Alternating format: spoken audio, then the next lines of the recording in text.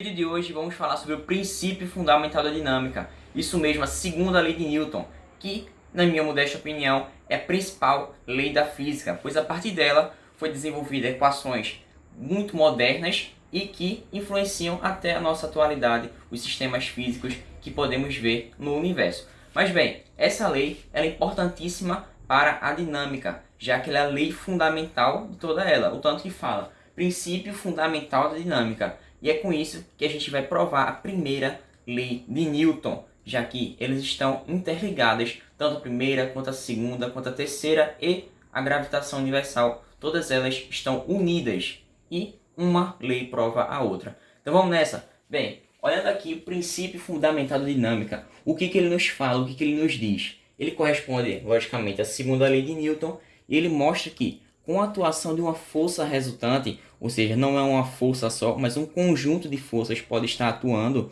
ou seja, a partícula vai adquirir na mesma direção e sentido uma aceleração A. Então, peraí, então se a força resultante, por exemplo, aponta horizontalmente para a direita, quer dizer que a aceleração também vai apontar horizontalmente para a direita.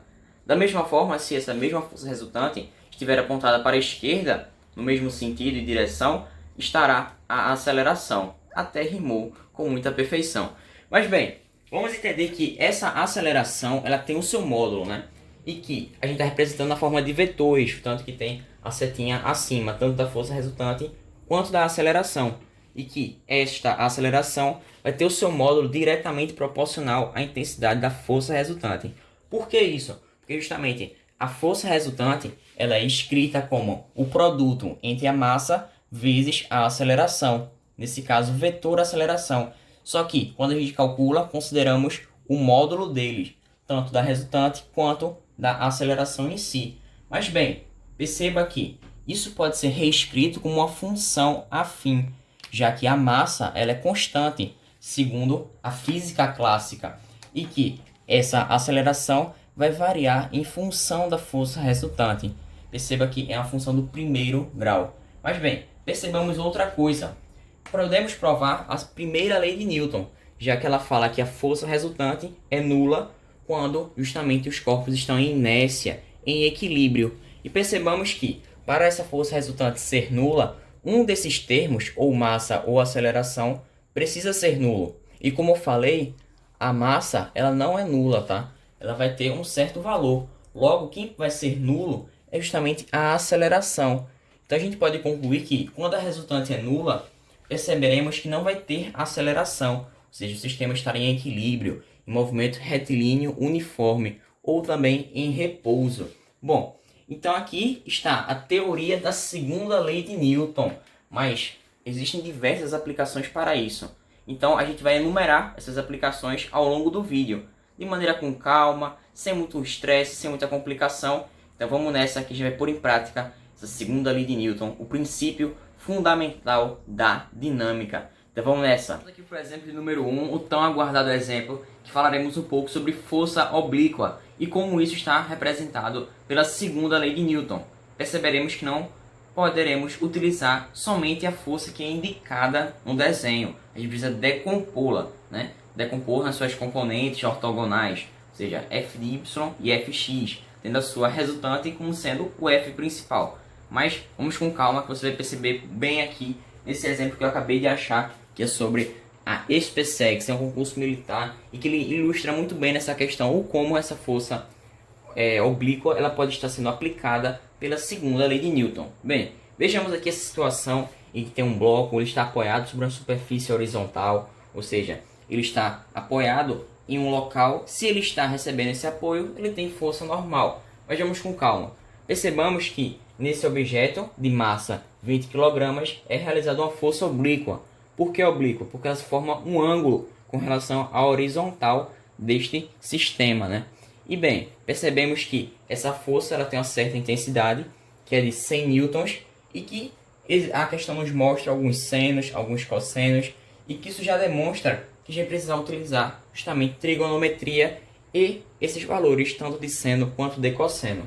E bem, a questão faz duas perguntas, que é justamente quanto vale a força normal e quanto vale a aceleração desse sistema aqui.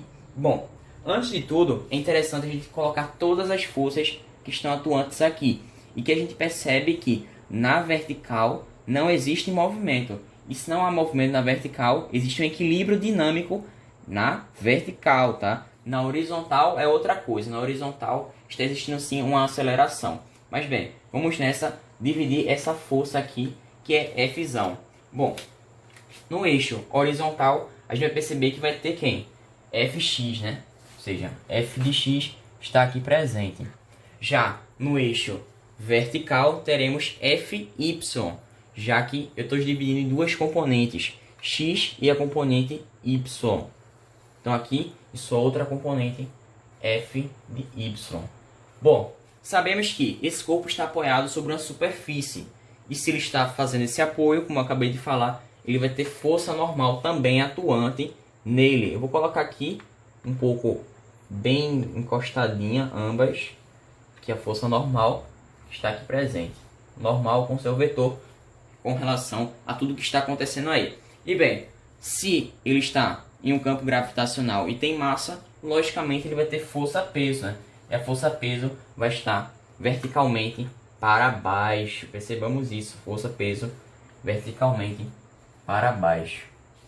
Bom, agora o que nos basta é sabermos utilizar seno e cosseno. E como é que a gente pode utilizar isso? Bem, sabemos que força resultante é massa vezes aceleração. Ou seja, força resultante, escrevendo aqui a massa, vezes a aceleração, considerando o módulo de A e módulo da força resultante. Porém, não é F que está atuante no sentido do deslocamento da caixinha, mas F de x. Ou seja, F de x é a nossa resultante, pois ela é que está no sentido do deslocamento. E bem, para achar F de x, quando ele estiver sempre com esse ângulo aqui presente, e F de x estiver logo ao lado, adjacente, a gente utiliza quem? Cosseno. Ou seja, vai ser o módulo dessa força principal, 100 newtons, vezes o seu respectivo cosseno, que no caso é 0,8. Ou seja, 100 vezes 0,8 é igual a massa vezes a aceleração. Sabemos que a massa é 20 kg, tudo está no SI, logo a gente não precisa modificar em nada, ou seja, 20 vezes A. Bem, o que a gente pode fazer? Simplificações, né? Veja bem, 10, 100 no caso, vezes 0,8 é 80. E 20A está aqui no outro membro. Logo eu posso passar esse 20, já que eu percebi que ele está multiplicando. Então, eu posso passá-lo dividindo. Se eu divido 20 por 80, a aceleração é 4 metros por segundo ao quadrado. Pronto, achamos um dos pedidos da questão, que justamente é a aceleração do sistema. Percebemos que ele não está em equilíbrio com relação ao eixo horizontal, mas no vertical sim. E perceberemos o porquê. Bem, no eixo vertical, como não existe nenhum tipo de movimento, eu posso reescrever essas forças que estão atuantes como sendo uma igualdade, ou seja, F de y mais normal é igual ao peso. Porém, a gente tem as informações sobre F de y e sobre o peso. O peso sabe-se que é massa vezes a aceleração da gravidade. E se a massa é 20 e a aceleração da gravidade é 10, se eu multiplico 20 por 10, teremos 200, né?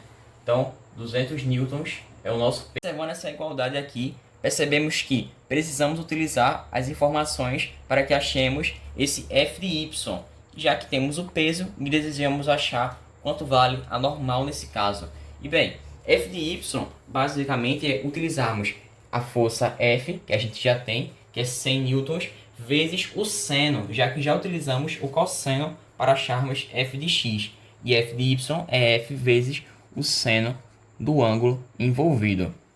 E bem, fazendo essa multiplicação, 100 vezes 0,6, perceberemos que F de y é igual a 60 newtons. E bem, o que nos falta agora é somente substituir essa informação que a gente acabou de achar. Ou seja, F de y é igual a 60 mais N, que é a força normal. E bem, podemos passar esse 60 subtraindo para o outro membro, já que ele está somando no caso anteriormente. E bem, fazendo essa subtração, temos que a normal vai ser igual a 140 newtons, já que eu subtraí 200 de 60. E bem, podemos perceber que temos a nossa resposta, né? Normal vale 140 newtons e a aceleração do sistema, no caso a aceleração horizontal, é de 4 metros por segundo ao quadrado. E bem, esse é o nosso primeiro exemplo, a gente vai para o próximo, então espera aqui que a gente já vai partir para o próximo exemplo. O exemplo número 2, em que falaremos novamente sobre sistemas de blocos, porém agora com 2 ou mais blocos, e neles serão aplicados forças oblíquas, ou seja, teremos que saber qual vai ser a força que está no sentido do movimento e, a partir disso, acharmos a resultante de forças. Consequentemente, perceberemos qual vai ser a aceleração do conjunto de blocos. Mas bem, agora utilizaremos também a terceira lei de Newton. O que ela diz? Toda ação gera uma reação de mesmo módulo, ou seja, de mesma intensidade, direção, porém de sentidos contrários. Beleza? A gente vai utilizar esse conceito porque aqui, ó, entre esses dois blocos existem forças internas. Então, vem comigo para a gente resolver essa questão. Bem, analisando esse sistema, existe um bloco A, um bloco B, e que eles estão conectados entre si, eles estão colados, né? E que as massas respectivas de A é de 6 kg e de B 4 kg. E bem, é feito forças oblíquas de módulos distintos e também formando ângulos distintos. Por exemplo, a primeira força, que faz um ângulo de alfa com a horizontal, é justamente de 300 newtons. E o cosseno de alfa corresponde a 0,3. Bom, entendida essa primeira parte, perfeito. Bem, no bloco B é feito outra força oblíqua de módulo 100 newtons e cujo ângulo é beta, tem um cosseno de 0,7. Perfeito, perfeito, perfeito. E a questão aqui é justamente qual a aceleração do sistema e o módulo da soma das forças internas deles. Bem, para que a gente possa calcular tudo direitinho, a gente precisa, antes de tudo, saber quais são as forças que estão atuantes no sentido desse movimento. E bem, podemos perceber que as atuantes são f de x. E como eu falei, f de x, para cada uma dessas é a multiplicação do módulo do vetor principal, que no caso dessa questão aqui vai ser 300 vezes esse cosseno para o bloco A e para o bloco B 100 vezes o cosseno beta. Beleza. Perfeito essa primeira parte. Então, achemos quais vão ser essas forças f de x que vão estar exatamente aqui nesse sentido horizontal do sistema. E, bom lá, vamos lá. Veja, o vetor principal, 300 newtons, o módulo dele, vezes o cosseno, que é 0,3. Ou seja, eu posso colocar 3 sobre 10 para facilitar meus cálculos. E simplificando 300 com 10, posso dividir ambos por 10, resultando em 30 vezes 3, que vai dar quanto? 90 newtons. Perfeito, então essa é a nossa primeira força F de x para justamente esse ângulo alfa. Precisamos saber agora para o ângulo beta. Então utilizaremos um módulo, que é justamente 100 newtons, módulo do vetor principal, vezes o seu respectivo cosseno, que é justamente 0,7, ou seja, 7 sobre 10. E a partir disso, saberemos o quanto vai valer esse f de x para b, nesse caso. Então, dividindo 100 por 10 e 10 por 10, somente simplificando os zeros, em outras palavras, perceberemos que essa força f de xb vale 70 newtons. Perfeito, perfeito. Inclusive, a gente pode desenhar essa força aqui presente, ó, que é justamente aqui, como estou representando na parte horizontal, f de x de beta. Perfeito? Bom, porém a gente não sabe qual é a aceleração do sistema. Por que não? A gente precisa aplicar a segunda lei de Newton. Por quê? Segunda lei de Newton fala que força resultante é igual a massa vezes a aceleração. Porém, os vetores principais eles estão na mesma direção em sentidos contrários. Ou seja, estão nessa representação aqui, ó. Um está apontando para a direita e outro está apontando para a esquerda. E bem, se eles estão nessa configuração, a gente pode subtraí-los, já que a resultante deles é justamente a subtração entre os seus módulos. Ou seja, 90 menos 70 nesse caso. E bem, a gente pode representar tudo isso de maneira mais calma, de maneira mais simples, colocando aqui, ó, 90 menos 70 é igual a massa, que eu posso considerar esses dois blocos como sendo um só, um conjunto em si. Ou seja, se eu somo 6 kg com 4 kg, encontro 10 kg, já que eu estou considerando ele um único bloco. Então, 10 vezes a aceleração do sistema. O quanto esse sistema vai estar se movimentando, ou seja, acelerando ao longo do tempo. Então, percebemos que, fazendo essa subtração, teremos 20 igual a 10A, né? Ou seja, 20, piloto que não me ajuda, gente. Vamos lá, 20 que é igual a 10A. Perfeito. Se a gente sabe que esse 10 está multiplicando, posso passar dividindo. Então a aceleração do sistema é exatamente 2 metros por segundo ao quadrado. Então percebemos que a aceleração do conjunto é de 2 metros por segundo ao quadrado para a direita. E é importante citar a terceira lei de Newton, porque a questão ainda não acabou, já que elas querem a soma dos módulos das forças internas. Beleza. Então, para que a gente saiba essas forças internas, é necessário entender que toda ação gera uma reação, de mesmo módulo, direção, porém de sentidos opostos. E é importante ressaltar que a gente agora vai utilizar um desses blocos isoladamente. A gente não vai considerar eles dois como sendo um conjunto. E bem, a gente vai pegá-los isoladamente e aplicar a segunda lei de Newton, observando quais forças estão atuantes no sentido do movimento e quais forças não estão atuantes. Mas bem, quando esse bloco A é empurrado por essa força de 90 newtons, ele realiza uma força em B e B realiza uma força em A. Por isso esse par ação-reação em sentidos opostos e na mesma direção. Da mesma forma, analisando esses 70 newtons que está para a esquerda, ele vai empurrar B e B empurra A, realizando assim outro par ação-reação, que eu caracterizei como sendo F'. Perceba que estão em sentidos opostos e mesma direção. Mas bem, para simplificarmos, vamos pegar isoladamente o bloco A, poderia ser o bloco B, mas peguemos A e apliquemos a segunda lei de Newton nele, que fala aqui, força resultante é igual a massa vezes a aceleração. Mas bem, as forças atuantes nele são 90 newtons, F2' e F'. Bom, mas qual que está no sentido do movimento? 90 newtons, só pode ser 90 newtons. Então ela necessariamente tem que ser maior. Ou seja, 90 newtons menos F' menos F2'. Por que menos em ambas? Porque estão no mesmo sentido, porém contrário ao sentido do movimento. É interessante falar isso, beleza? E a massa do bloco, né, que no caso é 6 kg do bloco A, vezes a aceleração do conjunto, que é 2. E bem, realizando todo esse processo aqui, perceberemos que F' mais F2' será igual exatamente a 78 newtons. E aqui temos o somatório das forças internas. E calma aí, que a gente vai pegar o próximo exemplo, que vai envolver também movimento uniformemente variado. E aqui você espera para uma próxima. Exemplo em que mesclamos a parte da dinâmica com o movimento uniformemente variado. Pegamos uma questão da UPE SSA1, ou seja, a primeira fase do Sistema Seriado de Avaliação, que trata-se de mecânica. E nessa questão, ele mostra um sistema em que um bloco de massa M ele é puxado a partir de um motor que está fixo ao solo. E esse motor é representado pela massa M maiúsculo. Ele vale dizer que essa força que o motor faz sobre essa caixinha é constante e de 5 newtons. Além disso, a questão considera a aceleração da gravidade como sendo igual a 10 metros por segundo ao quadrado. Bom, algumas questões relevantes é que a massa do bloco é 2 kg e a velocidade inicial é 0 metros por segundo, ou seja, a velocidade inicial do bloco. Isso quer dizer que o sistema estava em repouso, primeiramente.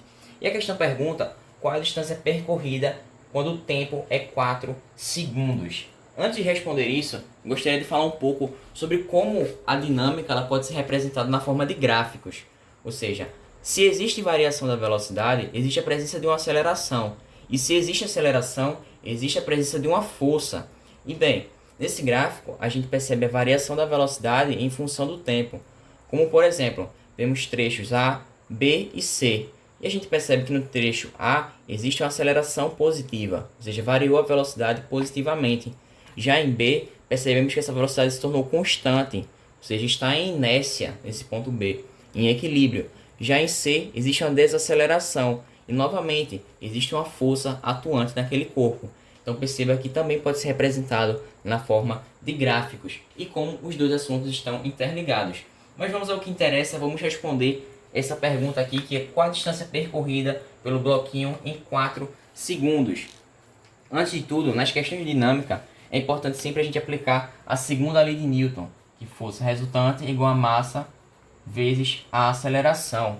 E ele fala que essa força é de 5 newtons e a massa do bloco é 2 kg. Então, somente nos resta a aceleração, que a gente pode achar dividindo 5 por 2. E perceberemos que essa aceleração vai ser 2,5 metros por segundo ao quadrado.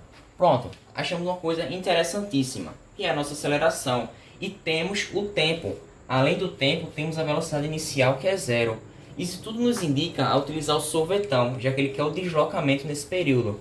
Sorvetão, só para relembrar, é ΔS igual a V0 inicial vezes o tempo, ou seja, a velocidade inicial vezes o tempo, multiplicado pela aceleração vezes o tempo ao quadrado dividido por 2. Bom, a gente sabe que essa velocidade inicial ela é zero, portanto a gente pode cortar, ó, sem nenhum problema, sem nenhum questionamento, porque inicialmente está em repouso. E a gente tem a aceleração, ou seja, ΔS igual à aceleração que nós temos, que é 2,5 vezes o tempo ao quadrado. O tempo que a gente quer saber, um instante, é de 4 segundos. Então, 4 ao quadrado, temos 16, ou seja, vezes 16 dividido por 2. Fazendo essas divisões, perceberemos que esse 2 corta com o 16, simplificando, e encontraremos 2,5 vezes 8, já que acabamos de simplificar. Se a gente faz 2,5 vezes 8, entenderemos perfeitamente que o deslocamento é de 20 metros. E aqui está a nossa resposta, ou seja, não é uma questão complicada, basta a gente interligar os assuntos e perceber como isso está presente, além de uma conta, mas também no gráfico. Ou seja, utilizamos movimento uniformemente variado associado à aceleração da dinâmica. Então espera aí que daqui a pouco vem o último exemplo, que a gente vai tratar um pouco do empuxo. Então vamos nessa. No nosso último exemplo está o nosso foguete, em que falaremos do empuxo, que é a força contrária ao sentido do peso e que também ela é proporcionada devido a um corpo estar ocupando espaço em um fluido. Então vejamos como a segunda lei de Newton também pode ser aplicada nesse contexto. E o que ele fala? Existe um movimento ascendente. O que é isso? Vai subir verticalmente, né? Ou seja, o movimento não acontece horizontalmente. Então as forças que estão na horizontal não vão importar tanto para cá, beleza? Então o que a gente tem que ver é os vetores que estão na direção vertical. E bem, observemos aqui que existe um foguete e dentro desse foguete vai existir gases e que esses gases, a partir da combustão do motor, vão impulsionar esse foguete para cima com uma certa força em newtons, né? E percebemos que além dessa força realizada pelo motor, também haverá a força de resistência do ar, pois em um dado momento acontece esse vento, né, lateral, que vai atrapalhar a subida desse foguete. Porém percebemos que é uma força oblíqua, essa resistência do ar, nesse caso. E a questão também dá alguns dados, né, como por exemplo, o módulo dessa força do ar é de 10 newtons e o empuxo realizado pelo motor, né, proporcionado pela combustão, é de 137 newtons, a massa do foguete é de 6 kg e a questão que é o quê? Justamente a aceleração adquirida pelo foguete. Mas antes de tudo, se é um movimento ascendente, como eu falei, temos que observar as forças que estão no sentido vertical. E, como percebemos, essa força de resistência do ar ela é oblíqua, portanto, ela tem as suas respectivas componentes. E que a gente pode desenhá-las aqui, ó. Temos no sentido horizontal, f de x, né? Ou seja, a componente, a projeção x. E apontando verticalmente para baixo, teremos a componente y, que está exatamente aqui, ó, componente y, que está perfeitamente aqui, f de y. Bom, a gente tem essa configuração vetorial, porém a gente pode reagrupar esses vetores, reorganizá-los, para que o nosso cálculo fique muito bom, bem mais claro, para que a gente possa usar justamente a trigonometria a partir do 30 graus, né? Já que o vetor força resistência do ar forma 30 graus com essa paralela feita em horizontal. Então, reorganizando esses vetores, a gente pode formar um triângulo retângulo, né? E que temos aqui os catetos oposto, força y, cateto adjacente, força x, e a hipotenusa, entre aspas, né? Teremos a força de resistência do ar. Portanto, Essa força F de Y, ela está onde? Ela está na horizontal, então esquece ela, esquece essa força por enquanto, né? Foquemos aqui nas forças que estão apontadas para a vertical. Então, temos aqui F de Y, que coincide com o cateto oposto. E se eu estou falando de cateto oposto, isso me lembra seno. Ou seja, seno de 30 graus tem que ser igual ao quê? O cateto oposto, F de Y, dividido pela hipotenusa, que é a força resistência do ar. Que em módulo ela tem 10 newtons. Então coloquemos aqui 10 newtons e esse seno ele corresponde a 1 sobre 2. Ou seja, 1 sobre 2 é igual a F de Y dividido por 10. E fazendo meios pelos extremos, perceberemos que F de Y é igual exatamente a 5 newtons. Então beleza, temos 5 newtons apontando para baixo. Percebemos isso. Porém, se esse corpo aqui tem massa e está no campo gravitacional, ele também possui força-peso. E a força-peso aponta verticalmente para baixo, para o centro do astro, né, em que ele está. E percebemos que a força-peso, como o corpo tem 6 kg e peso é o quê? Massa vezes a aceleração da gravidade. E a aceleração da gravidade, nesse caso, é 10 metros por segundo ao quadrado. Temos que 6 vezes 10 igual a 60 newtons.